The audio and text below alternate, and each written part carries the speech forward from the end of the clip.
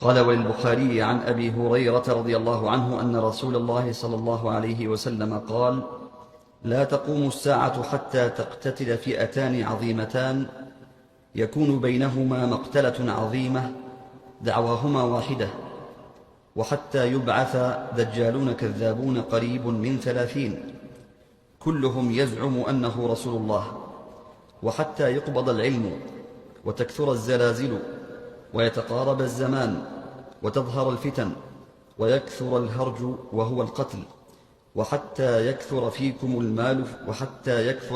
المال فيفيض، وحتى يهم رب المال من يقبل صدقته، وحتى يعرضه فيقول الذي يعرضه عليه: لا أرب لي فيه، وحتى يتطاول الناس في البنيان، وحتى يمر الرجل بقبر الرجل فيقول: يا ليتني مكانه، وحتى تطلع الشمس من مغربها، فإذا طلعت ورآها الناس آمن الناس أجمعون، فذلك حين لا ينفع نفسا إيمانها لم تكن آمنت من قبل أو كسبت في إيمانها خيرا.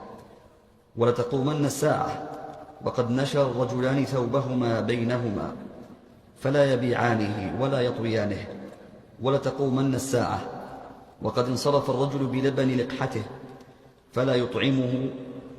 ولتقومن الساعة وهو يليط حوضه فلا يسقي منه.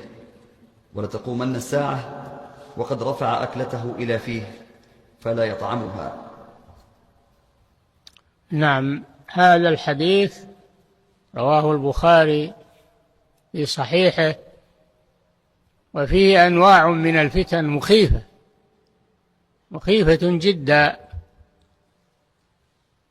قد يكون بعضها قد وقع وبعضها يقع، لأنه لا بد من وقوع ما أخبر به صلى الله عليه وسلم، فنأخذها واحدة واحدة. نعم. أولا قال: لا تقوم الساعة حتى تقتتل فئتان عظيمتان يكون بينهما مقتلة عظيمة دعواهما واحدة. نعم، من الفتن أولا حدوث الشقاق بين المسلمين فيقتتلان مقتلة عظيمة وهم مسلمون، لكن يقتتلان على اختلاف بينهم على شيء، كل يريد هذا الشيء، إما ملك وإما مال وإما، فيحصل القتال بين المسلمين، وهذه مصيبة عظيمة. إذا اقتتل المسلمون بينهم تسلط عليهم العدو واستغل خلافهم وانشغالهم بأنفسهم، استغل ذلك فهجم عليهم وأخذ بلادهم وغير دينهم. هذا فيه التحذير من الاختلاف بين المسلمين والنزاع بين المسلمين، وأنه يجب عليهم إذا حصل بينهم اختلاف أن يصلحوا ذات بينهم،